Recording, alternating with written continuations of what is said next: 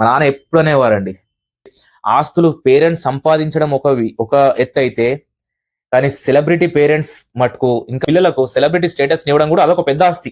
మోహన్ బాబు గారి యొక్క డైలాగ్స్ కి నేను విపరీతమైన ఫ్యాన్ అండి. ఎందుకంటే ఆ డైలాగ్ మోహన్ బాబు గారు చెప్తేనే బాగుంటుంది అన్నట్టుగా ఉంటుంది. మోహన్ బాబు, మనం ఎలా ఉన్నా పర్వాలేదు కానీ నా కుటుంబం, నా పిల్లలు బాగుండాలి అనేసి మన తల్లిదండ్రులు పడుతున్నటువంటి తపన. మన బ్రతుకున్నప్పుడు నువ్వు నన్ను ఎలా చూసావు అనేది ముఖ్యం రా, నేను పోయిన తర్వాత నా చిత్రపటాలకు ఫోటోలేసి దండలేసి మొక్కడం మా నాన్న ఎప్పుడు అనేవారండి. అందరికీ నమస్తే, నేను మీ Bharat Sangam, local product development organization LPDO నుంచి. సో ముఖ్యంగా ఈ వీడియో చేయాలా వద్దా అని చాలా తర్జన భజన మధ్యలో చేస్తే బాగుంటుంది అనే ఉద్దేశానికి నేను ఈ విషయాన్ని చెప్పాలనుకున్నానండి. సో ముఖ్యంగా ఏంటంటే, ప్రతి 5 కుటుంబాలను తీసుకుంటే, అంటే సగటున ఒక 5 కుటుంబాలను తీసుకుంటే 4 కుటుంబాలలో ఈ యొక్క బాధని అనుభవిస్తున్నారు ఆ యొక్క ఫ్యామిలీ మెంబర్స్. సో అది what ever it might be the reason. And ఈ యొక్క విషయాన్ని ఎందుకు ఇంతగా చెప్పాలనుకుంటానంటే, సో 5 కుటుంబాలలో 4 కుటుంబాలు, అంటే కుటుంబం అంటే మదర్ ఫాదర్, అంటే ఒక పేరెంట్స్గా వాళ్ళ కర్తవ్యం ఏంటంటే కష్టపడడం, ఒక ఫ్యామిలీలో ఉన్నటువంటి వాళ్ళ పిల్లలకు మంచి భవిష్యత్తుకి వాళ్ళకి కావాల్సినటువంటి ఆస్తులను జమ చేయడం అనేది మన భారతదేశంలో ఉన్నటువంటి సాంప్రదాయం.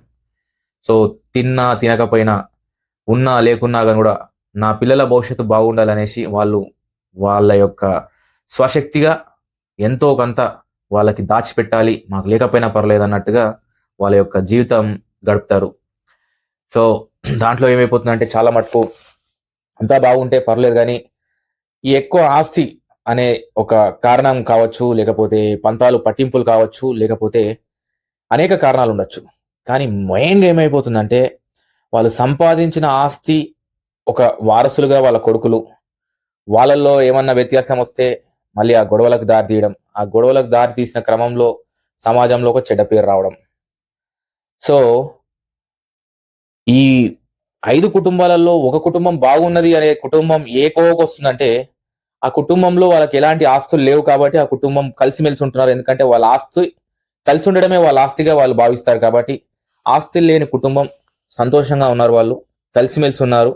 అండ్ ఈ ఆస్తులతో కూడినటువంటి వ్యవహారంలో ఉన్నటువంటి 4 కుటుంబాలు మటుకు ఎప్పుడు కూడా ఒకరిపై ఒకరు, ఎప్పుడు వీడు కింద పడిపోతే నేను నవ్వాలా అనేసి, లేకపోతే వాడు కింద పడితే నేను నవ్వాలా, లేకపోతే ఈ ఆస్తులు నాకు ఎక్కువ వచ్చింది నీకు తక్కువ వచ్చింది అనే దానిపైన ప్రతి దగ్గర ఈ యొక్క విషయం కొందరు చెప్పుకుంటారు, కొందరు చెప్పుకోరు. ఈ విషయాన్ని ఈ రోజే నేను ఎందుకు మాట్లాడుతున్నానంటే, మీరు చూస్తున్నారు సోషల్ మీడియా కానివ్వండి, మెయిన్ సెంటర్లో కానివ్వండి. ఎందుకంటే ఆస్తులు పేరెంట్స్ సంపాదించడం ఒక ఎత్తు అయితే, కానీ సెలబ్రిటీ పేరెంట్స్ మటుకు ఇంకా బాధ ఏంటంటే, వాళ్ళు సెలబ్రిటీ స్టేటస్ని ఇవ్వడం, వాళ్ళ పిల్లలకు సెలబ్రిటీ స్టేటస్ని ఇవ్వడం కూడా అదొక పెద్ద ఆస్తి చెప్పాలంటే. సో ఆ ఆస్తిని కాపాడుకోవడం అనేది ఆ పిల్లల పైన ఉంటుంది. సో ఆ వ్యక్తికి గౌరవించాలి. ముఖ్యంగా ఏంటంటే, నేను ఇంతగా చెప్పేది ఏంటంటే, ప్రస్తుతం జరుగుతున్నటువంటి విషయం మీరందరూ మెయిన్ స్ట్రీమ్ మీడియా, సోషల్ మీడియాలో మీరు పలు ఛానల్స్ ఓపెన్ చేయగానే మోహన్ బాబు గారి ఫ్యామిలీ గురించి బాగా ట్రోల్స్ వస్తున్నాయి. అండ్ ఎస్పెషల్లీ ఏంటంటే, అతను అనుభవిస్తున్నటువంటి వేదన, ఒక తండ్రిగా జరుగుతున్నటువంటి విషయాలను చూసి, ఎందుకంటే మనం అందరం కూడా ప్రొడక్ట్స్ అండి, ఎప్పుడు చెప్తుంటాను నేను. ఎందుకంటే ఒక డేట్ ఆఫ్ మ్యానుఫ్యాక్చరింగ్ ఉంటుంది, డేట్ ఆఫ్ ఎక్స్పైరీ ఉంటుంది. సో మనం అందరం ఏదో ఒక రోజు పోవాల్సిందే. కానీ చివరి దశలో ఇలాంటి సీన్స్ చూస్తామనేసి ఏ తండ్రులు కోరుకోరు. ఇలాంటి సిచ్యువేషన్స్ వస్తాయనేసి ఎవరు కోరుకోరు. అలాంటి సిచ్యువేషన్స్ని ఫేస్ చేయాలని కూడా ఎవరు అనుకోరు.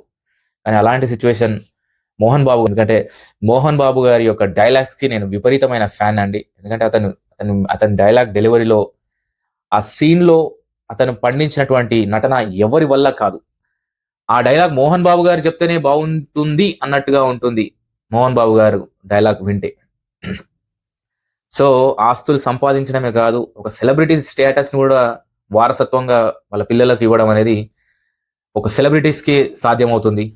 సో మామూలుగా కామన్గా పేరెంట్స్ ఆస్తులు ఇవ్వడం అది కామన్, కానీ సెలబ్రిటీ స్టేటస్ని ఇవ్వడం అనేది చాలా, అది కట్టలేనిటువంటి కష్టంతో కూడుకున్నటువంటి వ్యవహారం అదంతా కూడా. సో ఇదంతా ఎందుకు అనేసి మీరు అనుకోవచ్చు ఈ సమయంలో ఈ విషయాలు ఎందుకంటే ఇవాళ తను సెలబ్రిటీ కాబట్టి మనమంతా డిస్కషన్ చేస్తున్నాం. కానీ మీరు అదే చెప్పాను కదా, 5 కుటుంబాలలో 4 కుటుంబాలు ఇలా బాధపడుతున్నారు. ఒక ఐదో కుటుంబం వాళ్ళు బాగున్నారు, కలిసిమెలిసి ఉన్నారు అని అంటే వాళ్ళలో ఆస్తులు లేవు, వాళ్ళలో కల్మషాలు లేవు, వాళ్ళలో ఏమంటే మనకి కలిసి ఉన్నదే మన ఆస్తి అనే దానిపైన వాళ్ళు జీవిస్తున్నారు. సో కేవలం ఇది మనకి ఇలాంటి సిచ్యువేషన్స్ కేవలం భారతదేశంలోనే కనపడతాయి. ఎందుకంటే మనం అంతా కూడా ఒక కుటుంబ వ్యవస్థకు కట్టుబడి ఉంటాం కాబట్టి మనం ఎలా ఉన్నా పర్వాలేదు కానీ నా కుటుంబం, నా పిల్లలు బాగుండాలి అనేసి మన తల్లిదండ్రులు పడుతున్నటువంటి తపన. మా నాన్న ఎప్పుడు అనేవారండి, అరే బ్రతుకున్నప్పుడు నువ్వు నన్ను ఎలా చూసావు అనేది ముఖ్యం రా. నేను పోయిన తర్వాత నా చిత్రపటాలకు ఫోటోలేసి, దండలేసి మొక్కడము, లేకపోతే పలహారాలు పెట్టడము, నాన్న తిను అని ఫోటో ముందు పెట్టడము నాకు నచ్చదురా అనేసి మా నాన్న ఎప్పుడు అనేది, అదే సూత్రాన్ని నువ్వు పాటించురా అనేసి నన్ను పెంచాడు. ఆ విషయాన్ని నేను ఈ విధంగా నేను ఎందుకు మీ అందరికీ చెప్తున్నాను ఏంటంటే అంటే ఇలా బాధపడుతున్న వాళ్ళు, వాళ్ళ పిల్లలు కానివ్వండి, లేకపోతే తల్లిదండ్రులు కానివ్వండి, వాళ్ళకి ఒక విషయాన్ని నేను అంతగా చెప్పడానికి కారణం ఏంటంటే మోహన్ బాబు గారి డైలాగ్స్ కి అభిమానిగా, అంటే అభిమానం అంటే ఎస్, అతను ఇచ్చినటువంటి వినోదానికి ఎంతో కొంత నేను సంతోషపడ్డవాని, ఆ యొక్క డైలాగ్స్ ని బేస్ చేసుకునేసి అంటే ఆనందపడ్డవాని కాబట్టి. ఎందుకంటే బ్యాక్గ్రౌండ్ లో కూడా అతని బ్యాక్గ్రౌండే ఉంది, అతని ఫోటోనే ఉంది. నేను వాళ్ళ కుటుంబ సభ్యులది కానీ ఎవరిది కూడా నేను యూజ్ చేయదలుచుకోలేదు. కానీ వాళ్ళకందరు కూడా నా ద్వారా విజ్ఞప్తి ఏంటంటే, నాన్నకు మీరు ఇవ్వాల్సింది మనశ్శాంతి. ప్రస్తుతం మోహన్ బాబు గారికి కావాల్సింది ఈ సమయంలో మనశ్శాంతి. సో అది ఏం చేస్తే తనకు ఆ మనశ్శాంతి ఉంటుంది అనే విషయాన్ని మీరు అందరు కలిసికట్టుగా కూర్చునేసి నిర్ణయం తీసుకునేసి, మీరు తీసుకున్నటువంటి నిర్ణయం ఏంటంటే మిగతా ఇలా 4 కుటుంబాలు గొడవపడుతున్న వాళ్ళకి ఒక ఉదాహరణగా ఉండాలి, ఒక ఎగ్జాంపుల్ గా ఉండాలి. కలిసి ఉంటే కలదు సుఖం అనే విధంగా కుటుంబం కలవాలనేసి లోకల్ ప్రొడక్ట్ డెవలప్మెంట్ ఆర్గనైజేషన్ నుంచి నేను మీ భరత్ సంఘం సవినయంగా కోరుకుంటున్నానండి, మనసారా కోరుకుంటున్నాను.